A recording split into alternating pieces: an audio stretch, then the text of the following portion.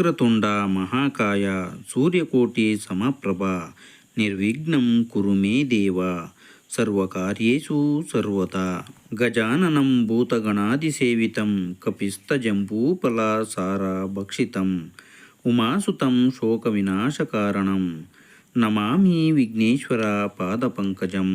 ಸಮಸ್ತ ವೀಕ್ಷಕರಿಗೂ ಸುವರ್ಣ ಇನ್ಸ್ಪೈರ್ ಕನ್ನಡ ಚಾನಲ್ನಿಂದ ನಮಸ್ಕಾರಗಳು.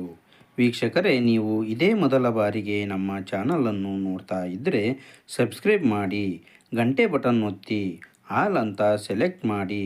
ಹೀಗೆ ಮಾಡೋದ್ರಿಂದ ನಾವು ಹಾಕುವ ಎಲ್ಲ ವಿಡಿಯೋಗಳು ಮೊದಲಿಗೆ ನಿಮ್ಮನ್ನು ತಲುಪುತ್ತವೆ.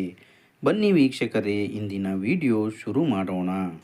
ವೀಕ್ಷಕರೇ, ಏಪ್ರಿಲ್ ತಿಂಗಳಿನಲ್ಲಿ ಈ 5 ರಾಶಿಯವರಿಗೆ ಭರ್ಜರಿ ಯಶಸ್ಸು ಮತ್ತು ಅದೃಷ್ಟ ಒಲಿಯಲಿದೆ. ವೈದಿಕ ಜ್ಯೋತಿಷ್ಯದ ಪ್ರಕಾರ ಏಪ್ರಿಲ್ ತಿಂಗಳಿನಲ್ಲಿ ಸೂರ್ಯ, ಮಂಗಳ ಮತ್ತು ಬುಧದ ಸ್ಥಾನಗಳಲ್ಲಿ ಗಮನಾರ್ಹ ಬದಲಾವಣೆ ಆಗಲಿದೆ. ಇದು ಎಲ್ಲ 12 ರಾಶಿಚಕ್ರ ಚಿಹ್ನೆಗಳ ಜೀವನದ ಮೇಲೆ ಗಮನಾರ್ಹ ಪರಿಣಾಮ ಬೀರುತ್ತದೆ. ಆದರೆ ಮಿಥುನ ಸೇರಿದಂತೆ ಕೆಲವು ರಾಶಿಗಳು ಜೀವನದ ಪ್ರತಿಯೊಂದು ಕ್ಷೇತ್ರದಲ್ಲೂ ಆರ್ಥಿಕ ಲಾಭ ಮತ್ತು ಯಶಸ್ಸನ್ನು ಅನುಭವಿಸಬಹುದು. ಈ ರಾಶಿಗಳ ಬಗ್ಗೆ ಮತ್ತಷ್ಟು ಮಾಹಿತಿ ಇಲ್ಲಿ ತಿಳಿಯೋಣ.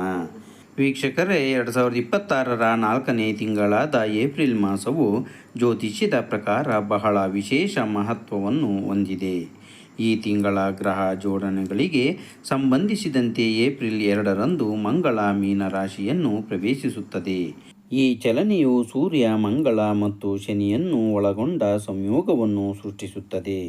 ಇದು ಮಂಗಳ ಆದಿತ್ಯ ಯೋಗದಿಂದ ತ್ರಿಗಾಹಿ ಯೋಗದವರೆಗಿನ ವಿವಿಧ ಶುಭ ರಚನೆಗಳಿಗೆ ಕಾರಣವಾಗುತ್ತದೆ. ತಿಂಗಳ ಆರಂಭದಲ್ಲಿ ಶುಕ್ರ ಮೇಷರಾಶಿಯಲ್ಲಿರುತ್ತದೆ ಮತ್ತು ತಿಂಗಳ ಅಂತ್ಯದವರೆಗೆ ಅದು ವೃಷಭ ರಾಶಿಗೆ ಚಲಿಸುತ್ತದೆ. ರಾಹು ಮತ್ತು ಬುಧ ಕುಂಭ ರಾಶಿಯಲ್ಲಿ ಸ್ಥಾನ ಪಡೆಯುತ್ತಾರೆ. ತರುವಾಯ ಏಪ್ರಿಲ್ 11ರಂದು ಬುಧನು ಮೀನರಾಶಿಗೆ ಪ್ರವೇಶಿಸುತ್ತಾನೆ. ಇದು ಚತುರ್ಗ್ರಹ ಯೋಗ ಎಂದರೆ 4 ಗ್ರಹಗಳ ಸಂಯೋಗಕ್ಕೆ ಕಾರಣವಾಗುತ್ತದೆ.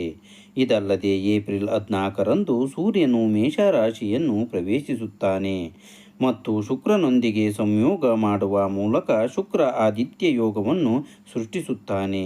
ಹೆಚ್ಚುವರಿಯಾಗಿ ಏಪ್ರಿಲ್ 17ರಂದು ಶನಿಯು ಉತ್ತರ ಭಾದ್ರಪದ ನಕ್ಷತ್ರದ 3ನೇ ಪಾದಕ್ಕೆ ಪ್ರವೇಶಿಸುತ್ತಾನೆ. ತಿಂಗಳ ಅಂತ್ಯದ ವೇಳೆಗೆ ನಿರ್ದಿಷ್ಟವಾಗಿ ಏಪ್ರಿಲ್ 30ರಂದು ಬುಧ ಮೇಷರಾಶಿಯನ್ನು ಪ್ರವೇಶಿಸುತ್ತಾನೆ. ಈ ಚಲನೆಗಳ ಹೊರತಾಗಿ ಪ್ರತಿಯೊಂದು ಗ್ರಹವು ತಿಂಗಳು ಪೂರ್ತಿ ನಿರ್ದಿಷ್ಟ ಮಧ್ಯಂತರಗಳಲ್ಲಿ ತನ್ನ ನಕ್ಷತ್ರವನ್ನು ಬದಲಾಯಿಸುತ್ತಲೇ ಇರುತ್ತದೆ.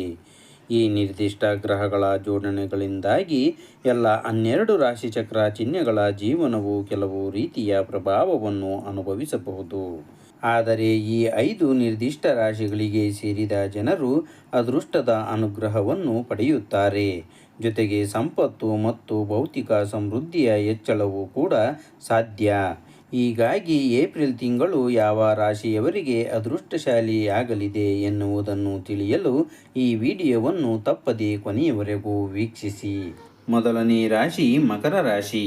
ಮಕರ ರಾಶಿಯ ವ್ಯಕ್ತಿಗಳು ಹೊಸ ಯೋಜನೆಗಳು ಅಥವಾ ಉದ್ಯಮಗಳನ್ನು ಪ್ರಾರಂಭಿಸಲು ಇದು ಸಕಾಲ. ಜೀವನದ ವಿವಿಧ ಕ್ಷೇತ್ರಗಳಲ್ಲಿ ನೀವು ಅದೃಷ್ಟದ ಸಂಪೂರ್ಣ ಬೆಂಬಲವನ್ನು ಪಡೆಯುವ ಸಾಧ್ಯತೆ ಇದೆ ಮತ್ತು ಸಂತೋಷವು ನಿಮ್ಮ ಬಾಗಿಲನ್ನು ತಟ್ಟುತ್ತದೆ. ಕೆಲಸ ಅಥವಾ ವೃತ್ತಿಪರ ಜವಾಬ್ದಾರಿಗಳಿಂದಾಗಿ ನೀವು ಕೆಲವು ಪ್ರಯಾಣವನ್ನು ಕೈಗೊಳ್ಳಬೇಕಾಗುತ್ತದೆ. ಇದು ಮುಂದಿನ ದಿನಗಳಲ್ಲಿ ನಿಮಗೆ ಪ್ರಯೋಜನಗಳನ್ನು ನೀಡುತ್ತದೆ. ರಾಹು 2ನೇ ಮನೆಯಲ್ಲಿ ಸ್ಥಾನ ಪಡೆದಿದ್ದಾನೆ. ಸೂರ್ಯ, ಮಂಗಳ ಮತ್ತು ಶನಿ 3ನೇ ಮನೆಯಲ್ಲಿ ಒಟ್ಟಿಗೆ ಕುಳಿತಿದ್ದಾರೆ. ತಿಂಗಳ ಮಧ್ಯದಲ್ಲಿ ಸೂರ್ಯನು 2ನೇ ಮನೆಗೆ ಸಾಗುತ್ತಾನೆ. ಹೆಚ್ಚುವರಿಯಾಗಿ ಏಪ್ರಿಲ್ 10 ಮತ್ತು 14ರ ನಡುವೆ ಸೂರ್ಯ, ಮಂಗಳ, ಶನಿ ಮತ್ತು ಬುಧರನ್ನು ಒಳಗೊಂಡ 4 ಗ್ರಹಗಳ ಸಂಯೋಗ ರೂಪುಗೊಳ್ಳುತ್ತದೆ. ಇದು ಗಮನಾರ್ಹ ಪ್ರಭಾವ ಬೀರಬಹುದು.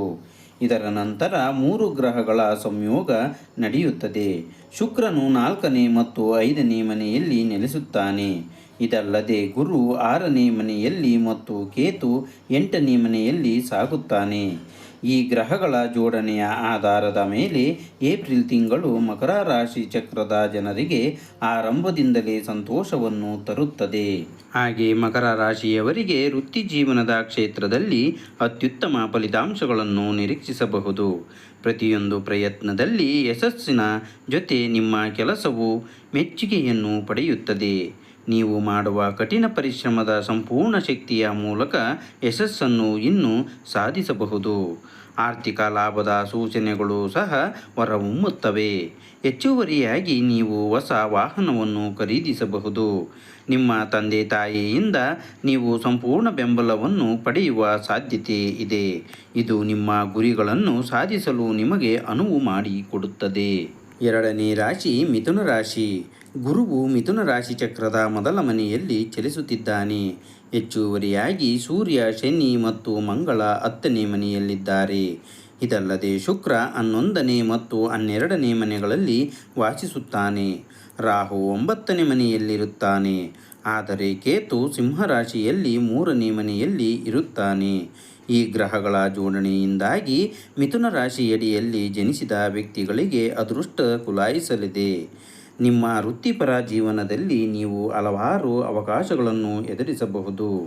ನಿಮ್ಮ ಸೌಕರ್ಯಗಳಲ್ಲಿ ಕ್ರಮೇಣ ಸುಧಾರಿಸಬಹುದು. ನಿಮ್ಮ ಹಲವಾರು ಬಾಕಿ ಇರುವ ಯೋಜನೆಗಳು ಅಂತಿಮವಾಗಿ ಫಲಪ್ರದವಾಗಬಹುದು. ಅಷ್ಟೇ ಅಲ್ಲದೆ ನಿಮ್ಮ ಕಠಿಣ ಪರಿಶ್ರಮ ಮತ್ತು ನಿರಂತರ ಪ್ರಯತ್ನಗಳು ಅತ್ಯುತ್ತಮ ಫಲಿತಾಂಶಗಳನ್ನು ನೀಡುವ ಸಾಧ್ಯತೆ ಇದೆ. ಸಂಪತ್ತು ಸಂಗ್ರಹವು ಸ್ಥಿರವಾಗಿರುತ್ತದೆ. ನಿಮ್ಮ ವೈವಾಹಿಕ ಜೀವನವು ತುಂಬ ಸಾಮರಸ್ಯದಿಂದ ಕೂಡಿರುತ್ತದೆ. ನಿಮ್ಮ ಸಂಗಾತಿಯೊಂದಿಗೆ ಗುಣಮಟ್ಟದ ಸಮಯವನ್ನು ಕಳೆಯಲು ನೀವು ಎದುರು ನೋಡಬಹುದು. ಪಾಲುದಾರಿಕೆಯಲ್ಲಿ ಕೈಗೊಂಡ ವ್ಯಾಪಾರ ಉದ್ಯಮಗಳು ಉತ್ತಮ ಲಾಭವನ್ನು ಗಳಿಸುವ ಸಾಧ್ಯತೆ ಇದೆ. ಶಿಕ್ಷಣ ಕ್ಷೇತ್ರದಲ್ಲೂ ಸಕಾರಾತ್ಮಕ ಫಲಿತಾಂಶಗಳನ್ನು ನಿರೀಕ್ಷಿಸಬಹುದು. ನಿಮ್ಮ ಆರೋಗ್ಯವು ಕ್ರಮೇಣ ಸುಧಾರಣೆಯ ಲಕ್ಷಣಗಳನ್ನು ತೋರಿಸುತ್ತದೆ. ಮೂರನೇ ರಾಶಿ ತುಲಾ ರಾಶಿ. ಸೂರ್ಯನು ಈ ರಾಶಿಚಕ್ರ ಚಿಹ್ನೆಯ 6ನೇ ಮತ್ತು 7ನೇ ಮನೆಯಲ್ಲಿ ಸ್ಥಾನ ಪಡೆಯುತ್ತಾನೆ. ಹೆಚ್ಚುವರಿಯಾಗಿ ಶನಿ ಮತ್ತು ಮಂಗಳ 6ನೇ ಮನೆಯಲ್ಲಿ ವಾಸಿಸುತ್ತಾನೆ. ಗುರುವು ಮಿಥುನ ರಾಶಿಯಲ್ಲಿ 9ನೇ ಮನೆಯಲ್ಲಿ ನೆಲೆಸುತ್ತಾನೆ. ಕೇತು ಸಿಂಹ ರಾಶಿಯಲ್ಲಿ 11ನೇ ಮನೆಯಲ್ಲಿ ಉಳಿಯುತ್ತಾನೆ ಮತ್ತು ರಾಹು ಕುಂಭ ರಾಶಿಯಲ್ಲಿ 5ನೇ ಮನೆಯಲ್ಲಿ ಇಡೀ ತಿಂಗಳು ಇರುತ್ತಾನೆ. ಈ ಜೋಡಣೆಗಳನ್ನು ಗಮನಿಸಿದರೆ ಈ ರಾಶಿಯಲ್ಲಿ ಜನಿಸಿದ ವ್ಯಕ್ತಿಗಳು ಹಠಾತ್ ಆರ್ಥಿಕ ಲಾಭಗಳನ್ನು ಅನುಭವಿಸಬಹುದು. ನಿಮ್ಮ ವೃತ್ತಿಪರ ಕ್ಷೇತ್ರದಲ್ಲಿ ನಿಮ್ಮ ಕಠಿಣ ಪರಿಶ್ರಮ ಮತ್ತು ಸಮರ್ಪಣೆಯ ಸಂಪೂರ್ಣ ಪ್ರತಿಫಲವನ್ನು ನೀವು ಪಡೆಯುವ ಸಾಧ್ಯತೆ ಇದೆ. ಸಾಮಾಜಿಕ ಗೌರವದಲ್ಲಿ ಹೆಚ್ಚಳದ ಜೊತೆ ನೀವು ಸಮಾಜದಲ್ಲಿ ಉನ್ನತ ಸ್ಥಾನವನ್ನು ಮತ್ತು ಪ್ರತಿಷ್ಠೆಯನ್ನು ಪಡೆಯುತ್ತೀರಿ. ನಿಮ್ಮ ಆರ್ಥಿಕ ಪರಿಸ್ಥಿತಿ ಉತ್ತಮವಾಗಿ ಉಳಿಯುತ್ತದೆ. ಇದಲ್ಲದೆ ನೀವು ಭವಿಷ್ಯಕ್ಕಾಗಿ ಗಣನೀಯ ಉಳಿತಾಯ ಮಾಡುವಲ್ಲಿ ಯಶಸ್ವಿಯಾಗುತ್ತೀರಿ. ನಿಮ್ಮ ಸೌಕರ್ಯಗಳಲ್ಲಿ ತ್ವರಿತ ಹೆಚ್ಚಳವಾಗುತ್ತದೆ. ವಿವಾಹದ ನಿರೀಕ್ಷೆಗಳು ಖಂಡಿತವಾಗಿಯೂ ಪೂರ್ಣಗೊಳ್ಳುತ್ತವೆ. ಇದರ ಪರಿಣಾಮವಾಗಿ ವಿವಾಹ ಪ್ರಸ್ತಾಪಗಳು ಸ್ವೀಕರಿಸಬಹುದು. ನಿಮ್ಮ ಕುಟುಂಬದೊಂದಿಗೆ ನಿಮ್ಮ ಬಾಂಧವ್ಯವು ಅತ್ಯುತ್ತಮವಾಗಿರುತ್ತದೆ. ನಾಲ್ಕನೇ ರಾಶಿ ಮೀನ ರಾಶಿ. ಮೀನ ರಾಶಿಯವರಿಗೆ ಏಪ್ರಿಲ್ ತಿಂಗಳು ಸಾಕಷ್ಟು ವಿಶೇಷವಾಗಿರುತ್ತದೆ. ನೀವು ಜೀವನದ ವಿವಿಧ ಕ್ಷೇತ್ರಗಳಲ್ಲಿ ಲಾಭಗಳನ್ನು ಪಡೆಯಬಹುದು. ಮಂಗಳ, ಶನಿ, ಸೂರ್ಯ ಮತ್ತು ಬುಧ ಈ ಮೊದಲು ಮನೆಯಲ್ಲಿ ಸ್ಥಾನ ಪಡೆದಿದ್ದಾರೆ. ಏಪ್ರಿಲ್ 14ರವರೆಗೆ ಸೂರ್ಯನು ಈ ರಾಶಿಯಲ್ಲಿ ಇರುತ್ತಾನೆ. ನಂತರ ಅವನು ಮೇಷ ರಾಶಿಗೆ ಪ್ರವೇಶಿಸುತ್ತಾನೆ. ಗುರು 4ನೇ ಮನೆಯಲ್ಲಿ, ಕೇತು 6ನೇ ಮನೆಯಲ್ಲಿ ಮತ್ತು ಬುಧ ಏಪ್ರಿಲ್ 10ರವರೆಗೆ ಕುಂಭರಾಶಿಯಲ್ಲಿ ಇರುತ್ತಾನೆ. ನಂತರ ಮಿಥುನ ರಾಶಿಗೆ ಹೋಗುತ್ತಾನೆ. ರಾಹು 11ನೇ ಮನೆಯಲ್ಲಿರುತ್ತಾನೆ. ಈ ಗ್ರಹಗಳ ಜೋಡಣೆಯ ಆಧಾರದ ಮೇಲೆ ಮೀನ ರಾಶಿಯವರು ಹಲವಾರು ಕ್ಷೇತ್ರಗಳಲ್ಲಿ ಪ್ರಯೋಜನಗಳನ್ನು ಅನುಭವಿಸುತ್ತಾರೆ. ಈ ಗ್ರಹಗಳ ಜೋಡಣೆಯ ಆಧಾರದ ಮೇಲೆ ಮೀನ ರಾಶಿಯಲ್ಲಿ ಜನಿಸಿದ ವ್ಯಕ್ತಿಗಳು ವಿವಿಧ ಕ್ಷೇತ್ರದಲ್ಲಿ ಪ್ರಯೋಜನಗಳನ್ನು ಅನುಭವಿಸುತ್ತಾರೆ. ನಿಮ್ಮ ಕೆಲಸವನ್ನು ಪ್ರಶಂಸಿಸಲಾಗುತ್ತದೆ ಮತ್ತು ಬಡ್ತಿ ಪಡೆಯುವ ಹೆಚ್ಚಿನ ಸಾಧ್ಯತೆಗಳಿವೆ. ಇದಲ್ಲದೆ ಆದಾಯದಲ್ಲಿ ತ್ವರಿತ ಹೆಚ್ಚಳವೂ ಸಾಧ್ಯ. ಆದಾಗ್ಯೂ ಒಂದು ನಿರ್ದಿಷ್ಟ ವಿಷಯದ ಬಗ್ಗೆ ಸ್ನೇಹಿತರೊಂದಿಗೆ ವಿವಾದ ಉಂಟಾಗುತ್ತದೆ. ಆದ್ದರಿಂದ ಸ್ವಲ್ಪ ಎಚ್ಚರಿಕೆಯಿಂದಿರಿ. ಈ ತಿಂಗಳು ನೀವು ಗಣನೀಯ ಆರ್ಥಿಕ ಉಳಿತಾಯ ಮಾಡುವಲ್ಲಿ ಯಶಸ್ವಿಯಾಗುತ್ತೀರಿ ಮತ್ತು ಹೂಡಿಕೆಗಳು ಲಾಭವನ್ನು ನೀಡುವ ಸಾಧ್ಯತೆ ಇದೆ. ಐದನೇ ರಾಶಿ ಧನು ರಾಶಿ. ಧನು ರಾಶಿಯ ಚಿಹ್ನೆಯಡಿಯಲ್ಲಿ ಜನಿಸಿದ ವ್ಯಕ್ತಿಗಳಿಗೆ ಏಪ್ರಿಲ್ ತಿಂಗಳು ಸಾಕಷ್ಟು ವಿಶೇಷವಾಗಿರುತ್ತದೆ. ಈ ತಿಂಗಳು ನೀವು ಕೆಲವು ಒಳ್ಳೆಯ ಸುದ್ದಿಗಳನ್ನು ಪಡೆಯಬಹುದು. ಹೆಚ್ಚುವರಿಯಾಗಿ ಹಠಾತ್ ಆರ್ಥಿಕ ಲಾಭದ ಸಾಧ್ಯತೆ ಇದೆ. ನೀವು ನಿಮ್ಮ ಕುಟುಂಬದೊಂದಿಗೆ ಗುಣಮಟ್ಟದ ಸಮಯವನ್ನು ಕಳೆಯುವ ಸಾಧ್ಯತೆ ಇದೆ ಮತ್ತು ನಿಮ್ಮ ಜೀವನದಲ್ಲಿ ಸಂತೋಷ ಮತ್ತು ಸಮೃದ್ಧಿ ಮೇಲ್ಗೈ ಸಾಧಿಸುತ್ತದೆ. ಗ್ರಹಗಳ ಸ್ಥಾನಗಳಿಗೆ ಸಂಬಂಧಿಸಿದಂತೆ 4ನೇ ಮನೆಯಲ್ಲಿ ಸೂರ್ಯ, ಮಂಗಳ ಮತ್ತು ಶನಿಯ ಸಂಯೋಗ ನಡೆಯುತ್ತಿದೆ. ತಿಂಗಳ ಮಧ್ಯಭಾಗದವರೆಗೆ ಸಂಪತ್ತಿನ ಒಳ ಅರಿವು ಬಲವಾಗಿರುತ್ತದೆ ಎಂದು ನಿರೀಕ್ಷಿಸಲಾಗಿದೆ. ಈ ಅವಧಿಯು ನಿಮ್ಮ ಪ್ರೇಮ ಜೀವನಕ್ಕೆ ಅನುಕೂಲಕರವಾಗಿರುತ್ತದೆ. ತಾಳ್ಮೆಯನ್ನು ಅಭ್ಯಾಸ ಮಾಡುವುದು ಅಗತ್ಯವಾಗಿರುವುದು. ವೈವಾಹಿಕ ಜೀವನ ಸ್ಥಿರವಾಗಿರುತ್ತದೆ. ಶಿಕ್ಷಣ ಕ್ಷೇತ್ರದಲ್ಲಿ ಸರಾಸರಿ ವಿದ್ಯಾರ್ಥಿಗಳು ಉತ್ತಮ ಫಲಿತಾಂಶಗಳನ್ನು ನಿರೀಕ್ಷಿಸಬಹುದು. ಆದರೆ ಉನ್ನತ ಶಿಕ್ಷಣವನ್ನು ಅನುಸರಿಸುವವರು ಹೆಚ್ಚುವರಿ ಪ್ರಯತ್ನವನ್ನು ಮಾಡಬೇಕಾಗುತ್ತದೆ. ವೀಕ್ಷಕರೇ, ಈ ವಿಡಿಯೋದ ಮಾಹಿತಿ ನಿಮಗೆ ಇಷ್ಟವಾದಲ್ಲಿ ನಿಮ್ಮ ಬಂಧು ಮಿತ್ರರಿಗೂ ಶೇರ್ ಮಾಡಿ. ಧನ್ಯವಾದಗಳು.